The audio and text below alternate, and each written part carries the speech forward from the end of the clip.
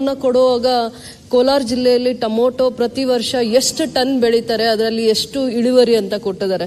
ನನ್ನ ಪ್ರಶ್ನೆ ಕ್ಲಿಯರ್ ಆಗಿದೆ. ಟೊಮೊಟೊ ಬೆಳೆಗಾರರಿಗೆ ಏನಿದೆ ಸಂಕಷ್ಟ, ಏನಿದೆ ಇಡೀ ಜಿಲ್ಲೆಯಲ್ಲಿ ಎರಡು ಜಿಲ್ಲೆಯಲ್ಲಿ ಕೋಲಾರ ಚಿಕ್ಕಬಳ್ಳಾಪುರ ಎರಡೂ ಜಿಲ್ಲೆಯಲ್ಲಿ 30,000 ರಿಂದ 50,000 ಟೊಮೊಟೊ ಪ್ರಗತಿಪರ ರೈತರ ಬೆಳೆ ಬೆಳೆದಾಗ ಇಷ್ಟು ಇಳುವರಿ ಆಗತ್ತೆ ಅಂತ ಹಾಕಿದ್ದಾರೆ. ಒಂದು ಕೋಲಾರ ಜಿಲ್ಲೆಯಲ್ಲಿ 5,61,000 ಟನ್ ಬೆಳೆ ಬೆಳೀತಾರೆ ಅಂತ ಹಾಕಿದ್ದಾರೆ. ಚಿಕ್ಕಬಳ್ಳಾಪುರ ಜಿಲ್ಲೆಯಲ್ಲೂ ಕೂಡ ಹತ್ತತ್ರ 5 ಲಕ್ಷ ಟನ್ ಟೊಮೊಟೊ ಬೆಳೀತಾರೆ ಅಂತಂದ್ಬಿಟ್ಟು ಮಾಹಿತಿಯನ್ನ ಕೊಟ್ಟಿದ್ದಾರೆ. ನನ್ನ ಕ್ಷೇತ್ರದ ರೈತರ ಸಮಸ್ಯೆ ಏನಂದ್ರೆ, ಟೊಮೊಟೊ ಬೆಳೆಗೆ ವೈರಸ್ಸು, ಕೀಟ, ರೋಗಗಳು ತಗುಲಿದಾಗ, ಹವಾಮಾನ ವೈಪರೀತ್ಯ ಇದ್ದಾಗ, ಇಳುವರಿ ಕಡಿಮೆ ಆದಾಗ, ಬೆಳೆ ನಷ್ಟ ಆದಾಗ, ಮಳೆಯಿಂದನೋ ಅಥವಾ ರೈತರಿಗೆ ನಷ್ಟ ಆದಾಗ ಎಷ್ಟು ರೈತರಿಗೆ ಮತ್ತೆ ಆ ರೈತರು ಕೆಲಸ ಟೊಮೊಟೊ ಬೆಳೆಯುವಂತವ್ರ ಹತ್ರ ಒಂದು ರೈತರ ಹತ್ರ 5 ರಿಂದ 10 ಜನ ರೈತ ಕಾರ್ಮಿಕರು ಕೆಲಸ ಮಾಡಿದಾಗ ಅವ್ರ ಜೀವನ ಏನಾಗಬೇಕು? ಬೆಳೆ ಬೆಳೆದಾಗ ನಮ್ಮ ರೈತರು ಬೆಲೆ ಸಿಕ್ಕದೇ ಇದ್ದಾಗ ರೋಡಲ್ಲಿ ಹಾಕಿರ್ತಾರೆ. ಅದ್ರ ಬಗ್ಗೆ ನಾನು ಮಾಹಿತಿ ಕೇಳಿದ್ದೀನಿ. ಅವರು ಸಚಿವರು ಉತ್ತರ ಕೊಡ್ಲಿ.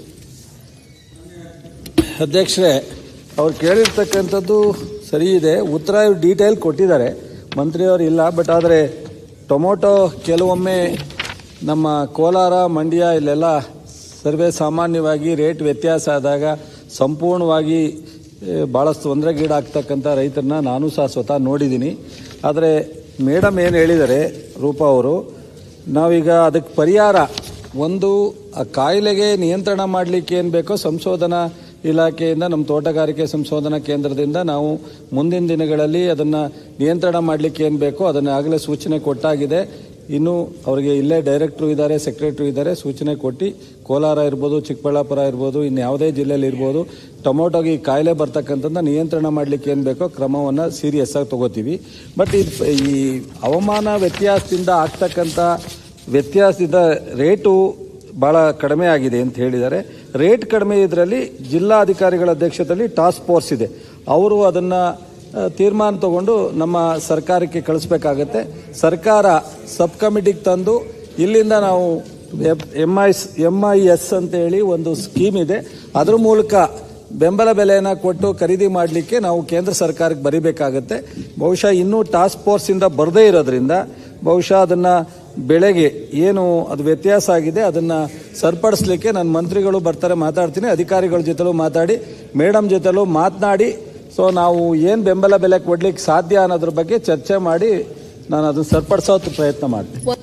ಪ್ರಶ್ನೆ, ಕೇಂದ್ರ ಸರ್ಕಾರಕ್ಕೆ ಇವರು ಪತ್ರ ಬರೆದು ಸಬ್ ಕಮಿಟಿ ಮಾಡಿ ಇವರು ಪರಿಹಾರ ಕೇಳಬೇಕು ಅಂದ್ರೆ, ಹಾಗಾದ್ರೆ ಲಕ್ಷಾಂತರ ರೂಪಾಯಿ 1 ಎಕರೆಗೆ 3 ರಿಂದ 5 ಲಕ್ಷ ರೈತ ಖರ್ಚು ಮಾಡಿರುವಂತದ್ದು ಅವ್ರಿಗೆ ಬೆಲೆನೇ ಸಿಗದೆ ಇದ್ದಾಗ ಇವರೇ ಕೇಂದ್ರ ಸರ್ಕಾರದಲ್ಲಿ ಕ್ಲಾರಿಫಿಕೇಶನ್ ತಗೊಳ್ಳುವಾಗ ಯಾಕೆ ಇವರು ರಿಸರ್ಚ್ ಇನ್ಸ್ಟಿಟ್ಯೂಷನ್ಸ್ ನಲ್ಲಿ ಯಾಕೆ ರೋಗ ಬರುತ್ತೆ, ಆ ರೋಗಕ್ಕೆ ಯಾವ ತರ ನಾವು ದಾರಿ ಹುಡುಕ್ಬೇಕು, ಅದಾದ್ಮೇಲೆ ಆ ವೈರಸ್ ರೋಗ ತಗಲಿದಾಗ ಯಾವ ರೀತಿ ಇಳುವರಿ ಕಡಿಮೆ ಆಗುತ್ತೆ, ರೈತ ಸಂಕಷ್ಟಕ್ಕೆ ಸೇರ್ತಾನೆ, ಸಾಲಗಾರರಾಗ್ತಾರೆ, ಅದರ ಜೊತೆಯಲ್ಲೇ ಲಾಭದಾಯಕವಾಗಿರುವಂತದ್ದು ನಮ್ಮ ಜಿಲ್ಲೆ ಬರ ಲಾಭದಾಯಕವಾಗಿರುವಂತ ಇದು ಬೆಳೆ, ಇದನ್ನ ಸಂಸ್ಕರಣಾ ಘಟಕಗಳಿಲ್ಲ, ಹೊರ ರಾಜ್ಯಕ್ಕೆ ಹೋಗ್ತಾರೆ ನಮ್ಮ ರೈತರು ಅಂತ ವಿಚಾರದ ಬಗ್ಗೆ ಎರಡೆಡೆ ಸೂಕ್ಷ್ಮವಾಗಿ ಹೇಳಿದ್ದೀನಿ ನನ್ನ ಪ್ರಶ್ನೆಯಲ್ಲಿ. ಬೆಳೆ ಬೆಳೆದಾಗ ಸಂಸ್ಕರಣಾ ಘಟಕ ಇಲ್ಲ ಅಂದ್ರೆ ಎಲ್ಲಿ ಹೋಗ್ತಾರೆ ನಮ್ಮ ರೈತರು? ಯಾರನ್ನ ಅವಲಂಬಿಸ್ತಾ ಇದ್ದಾರೆ? ಹೊರ ರಾಜ್ಯನ ಅವಲಂಬಿಸ್ತಾ ಇದ್ದಾರೆ. ನಮ್ಮ ರಾಜ್ಯದಲ್ಲೂ ಇಲ್ಲ, ನನ್ನ ಜಿಲ್ಲೆಯಲ್ಲೂ ಸಂಸ್ಕರಣಾ ಘಟಕ ಇಲ್ಲ ಅಂತ. ಆಮೇಲೆ ರೋಗಗಳ ತೀಕ್ಷ್ಣತೆ ಜಾಸ್ತಿ ಆದಾಗ 70 ಟನ್ ಕೊಡುವಂತ ಜಾಗದಲ್ಲಿ 30 ಟನ್ಗೆ ಇಳಿತಾ ಇದೀವಿ. ಅದು ಅವನಿಗೆ ಲಾಭ ಕೈ ಕೊಡುತ್ತೆ.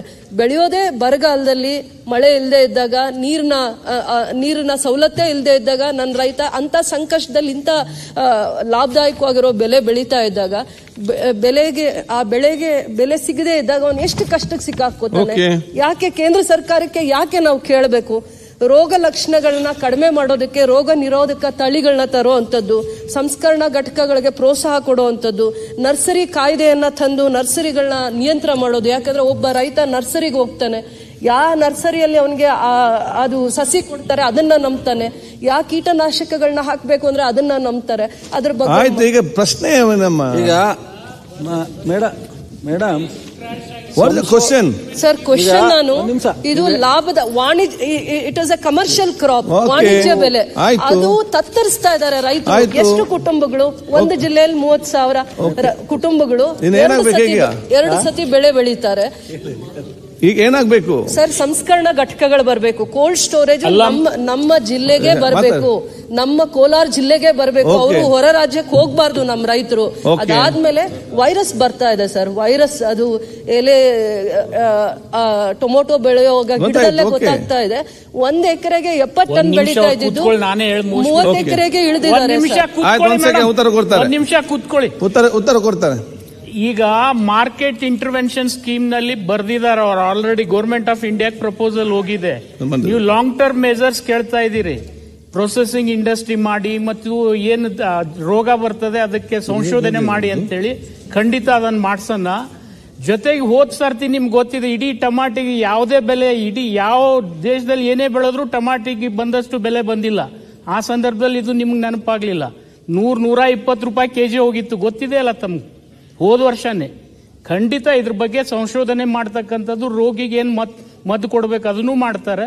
ಪ್ರೊಸೆಸಿಂಗ್ ಇಂಡಸ್ಟ್ರಿ ಬಗ್ಗೆ ನೀವು ಕುಂತು ಮಾತಾಡಿ ಏನಾದರೂ ಪ್ರಯತ್ನ ಮಾಡೋಣ.